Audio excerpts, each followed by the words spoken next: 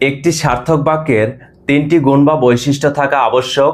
গুণগুলো হলো আকাঙ্ক্ষা, আসক্তি, যোগ্যতা। একটি বাক্যের কিছু অংশ শোনার পরে আরও কিছু অংশ শোনার যে ইচ্ছা, তাই আকাঙ্ক্ষা। যদি বলা হয় আজকে আমি আসক্তি নিয়ে, এই বাক্যটি কিন্তু আকাঙ্ক্ষা পূরণ করেনি। এক্ষেত্রে বাক্যটি হতে পারে আজকে আমি আসক্তি নিয়ে আলোচনা করব। আর বাক্য স্থিত পদসমূহের শৃঙ্খলিত বিন্যাসই আসক্তি।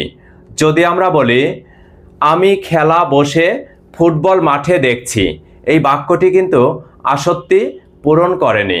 এক্ষেত্রে বাক্যটি হতে পারে আমি মাঠে বসে ফুটবল খেলা দেখছি, এবং বাক্যটি আসক্তিপূর্ণ হয়। আর বাক্যের অর্থগত এবং ভাবগত মিলবন্ধনের নামই হলো যোগ্যতা। যদি আমরা বলি মাছেরা ক্রিকেট খেলছে, এখানে কিন্তু মাছেরা ক্রিকেট খেলতে পারে না, তার মানে বাক্যটি যোগ্যতাহীন। এক্ষেত্রে বাক্যটি হতে পারে ছেলেমেয়েরা ক্রিকেট খেলছে, তখন বাক্যটি যোগ্যতা সম্পন্ন হয়।